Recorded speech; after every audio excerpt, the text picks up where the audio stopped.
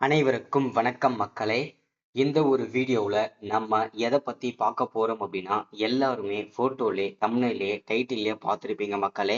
ஆமாங்க, வரக்கூடிய 1/7/2025 முதல் ரூபாய் 17,000 கோடி விவசாய சிறு குறு விவசாயிகளுக்கு பயிர்க்கடன் தள்ளுபடிக்காக கிட்டத்தட்ட 1477 கோடி ரூபாய் விவசாய கடன்களை தள்ளுபடி செய்ய போவதாக தமிழக அரசு அறிவிப்பு வெளியிட்டிருக்காங்க.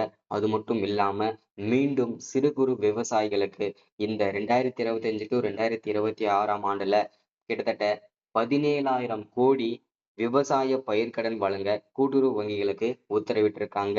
இது பெரும் மகிழ்ச்சியை தெரிவிக்குது. இது மட்டும் இல்லாம நகை அடமான கடன்கள் அனைத்தும் தள்ளுபடி செய்யப்படும். அதற்காக கிட்டத்தட்ட 6,000 கோடி ஒதுக்கீடு செய்திருக்கிறதாகவும் தமிழக அரசு கூட்டுறவுத்துறைக்கு பரிந்துரை செய்துள்ளது. அது மட்டும் இல்லாமல் இந்த பயிர்க்கடன் அந்த நகை அடமான கடன்கள் 5 சவரனுக்குள்ள வைத்திருக்கக்கூடிய அனைத்து வங்கிகளிலுமே நீங்க எந்த வங்கிகளை வைத்திருந்தாலும் நகை அடமான கடன்கள் தள்ளுபடி செய்யப்படும் சொல்லியிருக்கிறாங்க. அதற்கான முழுமையான அப்டேட்டுமே நம்ம பார்க்க போறோம். அதை தொடர்ந்து வீட்டு அடமான கடன் ஓகேங்களா, வீட்டு கடன் ஓகேங்களா, அதற்கான அப்டேட்டுமே கொடுத்திருக்கிறாங்க. அதற்கான சப்சிடியுமே கொடுத்திருக்கிறாங்க, மானியமும் கொடுத்திருக்கிறாங்க. அது மட்டும் இல்லாம அதற்குமே லோன் வாங்கியவர்களுக்குமே தள்ளுபடி செய்யப்படுமான்னு சொல்லிட்டு எதிர்பார்ப்பீங்க. அதற்கான ஒரு முக்கியமான மகிழ்ச்சிகரமான தகவலும் நம்ம இந்த வீடியோல பார்த்து தெரிஞ்சுக்க போறோம். சரிங்களா? ஸோ இது எல்லாமே நம்ம பார்க்கறதுக்கு முன்னாடி நமது கவர்மெண்ட் ஜாப் டெய்லி அப்டேட் சேனலுக்கு இப்போதான் நீங்க ஃபர்ஸ்ட் டைமா முதல் முறையா நமது சேனலை பார்க்குறீங்க, நம்ம வீடியோவை பார்க்குறீங்க அப்படின்னா மறக்காம சப்ஸ்கிரைப் பண்ணிட்டு பக்கத்தில் இருக்கிற பெல் பட்டனை கிளிக் பண்ணி ஆளுன்ற ஆப்ஷன்ல போட்டு வச்சுக்கோங்க. அப்போதான் நம்ம போடக்கூடிய அரசு துறையில இருந்து வரக்கூடிய எல்லா விதமான கவர்மெண்டோட ஜாப்ஸ் அப்டேட்ஸ் நோட்டிபிகேஷன் இது எல்லாமே நீங்க உடனுக்குடனே நமது சேனல்ல ஈஸியாவே துல்லியமாவே தெரிஞ்சுக்க முடியும். சரிங்களா?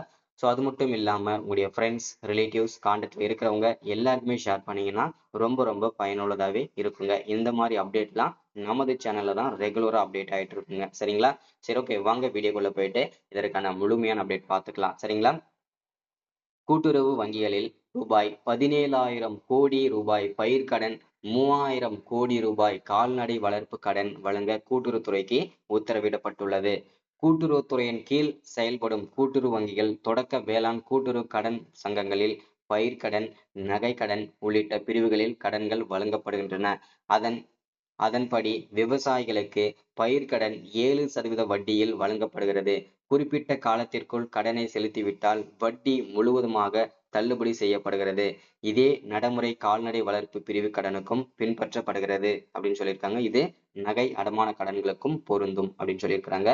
கூட்டுறவு நிறுவனங்களில் நடப்பு நிதியாண்டில் அனைத்து பிரிவுகளிலும் சேர்த்து 1.10 லட்சம் கோடி ரூபாய் கடன்களை வழங்க திட்டமிடப்பட்டு உள்ளது. இதற்கான அறிவிப்பை கூட்டுறவுத்துறை அமைச்சர் பெரிய கருப்பன் சட்டசபையில் சமீபத்தில் அறிவித்தார். இதையடுத்து ஒவ்வொரு பிரிவிலும் வழங்க வேண்டிய கடன் தொகை விவரங்களை கூட்டுறவுத்துறை தயாரித்து வருகிறது. அதன்படி அடிப்படையில் 17,000 கோடி ரூபாய் பயிர்க்கடன், 3,000 கோடி ரூபாய் கால்நடை வளர்ப்பு பிரிவு கடன் வழங்க கூட்டுறவு வங்கிகளுக்கு உத்தரவிடப்பட்டுள்ளது. கடந்த ஆண்டில் 17.37 லட்சம் விவசாயிகளுக்கு 15,692 கோடி ரூபாய் பயிர்க்கடன், 4.43 லட்சம் பேருக்கு 2,645 கோடி ரூபாய் கால்நடை வளர்ப்பு பிரிவு கடனும் வழங்கப்பட்டுள்ளதுன்னு சொல்லிட்டு தெளிவா சொல்லியிருக்கிறாங்க. அடுத்த என்னென்ன நலத்திட்ட உதவிகளும் சொல்லியிருக்காங்கன்றத பார்ப்போம்.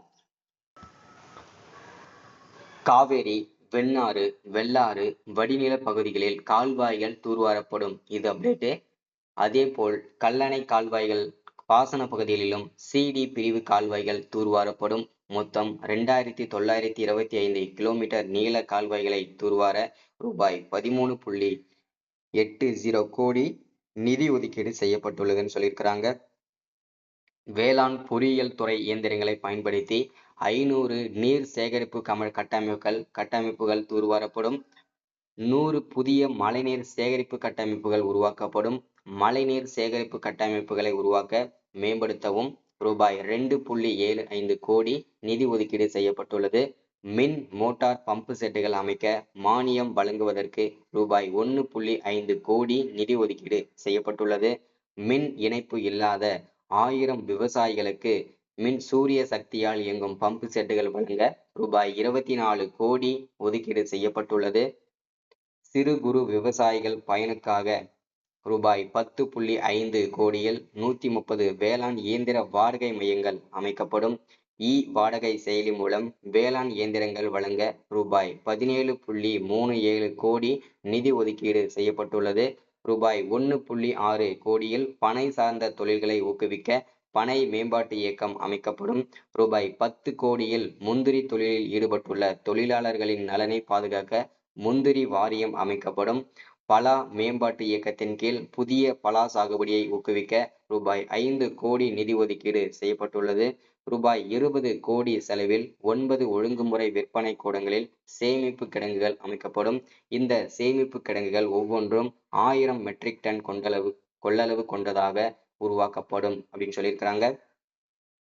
வேளாண் விளைபொருளுக்கான 100 மதிப்பு கூட்டு மையங்கள் ரூபாய் 50 கோடி செலவில் அமைக்கப்படும். விவசாயிகளுக்கு ரூபாய் 10 லட்சம் வரை முதலீட்டு கடன் வழங்கப்படும். ஒழுங்குமுறை விற்பனை கூடங்களில் கட்டமைப்பு வசதிகளை ஏற்படுத்த ரூபாய் 50.79 கோடி நிதி ஒதுக்கீடு செய்யப்பட்டுள்ளது. கடந்த 4 ஆண்டுகளில் 35 வேளாண் விளைபொருளுக்கான புவிசார் குறியீடு வழங்க நடவடிக்கை எடுக்கப்பட்டுள்ளது. நல்லூர் வரகு, நந்தம் புளி, காரைக்குடி கொய்யா, கப்பல்பட்டி முருங்கைக்கு புவிசார் குறியீடு பெற நடவடிக்கை எடுக்கப்படும் அப்படின்னு சொல்லியிருக்கிறாங்க. ராமநாதபுரம், விருதுநகர், மதுரை, சிவகங்கை ஆகிய மாவட்டங்களில் 2500 ஏக்கர் சீமை கருவேல மரங்களை அகற்ற திட்டமிடப்பட்டுள்ளது. ரூபாய் 6 கோடி செலவில் வேளாண் தர நிர்ணய ஆய்வகம் அமைக்கப்படும் சொல்லியிருக்கிறாங்க. விவசாய பயிர்க்கடன் தள்ளுபடி செய்யும் திட்டத்தின் கீழ் தற்போது வரை ரூபாய் 10,346 கோடி கடன் தள்ளுபடி செய்யப்பட்டுள்ள நிலையில் வரும் ஆண்டில் ரூபாய் 1,427 கோடி ரூபாய் நகை கடன் தள்ளுபடி செய்யப்படும். அதோடு நகை அடமான கடன்களுக்காக தள்ளுபடி செய்வதற்காக 6000 கோடி தள்ளுபடி செய்வதற்காக ஒதுக்கீடு செஞ்சிருக்கிறாங்க. அது மட்டும் இல்லாம வீட்டு கடனுக்காக கிட்டத்தட்ட 6500 கோடி ரூபாய் கிட்டத்தட்ட அதற்கும் ஒதுக்கி இருக்கிறாங்க. இந்த சப்சிடி எல்லாமே நீங்க பயன்படுத்திக்கலாம். அடுத்ததா பயிர்க்கடன் தள்ளுபடி செய்வதற்கு தவணை தொகை வழங்க ரூபாய் 1477 கோடி ஒதுக்கீடு செய்யப்பட்டுள்ளது. 17,000 விவசாயிகளுக்கு வேளாண் இயந்திரங்கள் மற்றும் கருவிகள் முன்னுரிமை அடிப்படையில் மானியம் வழங்கப்படும். ரூபாய் 1 கோடி செலவில் முந்திரி வகை ரோஜா மலர்களின் சாகுபடி 500 ஏக்கரில் மேற்கொள்ளப்படும். ஏழை பெண்கள் நாட்டுக்கோழி பண்ணைகள் அமைக்க ரூபாய் 6 கோடி நிதி ஒதுக்கீடு செய்யப்பட்டுள்ளது. வேளாண்மையில் புதிய கண்டுபிடிப்புக்கான MS சுவாமிநாதன் ஆராய்ச்சி நிதி உருவாக்கப்படும். 5000 பால் பண்ணைகள் அமைக்க 4% வட்டியுடன் மானியம் வழங்கப்படும். 80,000 இயற்கை மேலாண்மை பணிகளுக்கு ரூபாய் 2 கோடி ஒதுக்கீடு செய்யப்பட்டுள்ளது.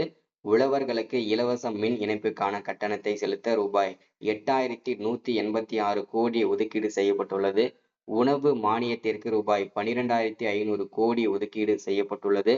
தமிழக வேளாண் பட்ஜெட்டிற்கு மொத்தம் ரூபாய் 45,661.44 கோடி ஒதுக்கீடு செய்யப்பட்டுள்ளது என MRK பன்னீர்செல்வம் ஐயா அவர்கள் அறிவிக்கப்பட்டிருக்காரு. சரிங்களா? இது எல்லாமே இந்த 2025 to 2026 ஆண்டிற்கான நலத்திட்ட உதவிகள், 2025 to 2026 வேளாண் பட்ஜெட் கூட்டத்துல தான் இந்த தீர்மானங்கள் எல்லாமே போடப்பட்டது. இந்த ஸ்கீமை, இந்த சப்சிடி எல்லாருமே பயன்படுத்திக்கோங்க. அடுத்து ஒரு கவர்மெண்ட் அஃபிஷியல் ஸ்கீம்ல சந்திக்கலாம். தேங்க்யூ.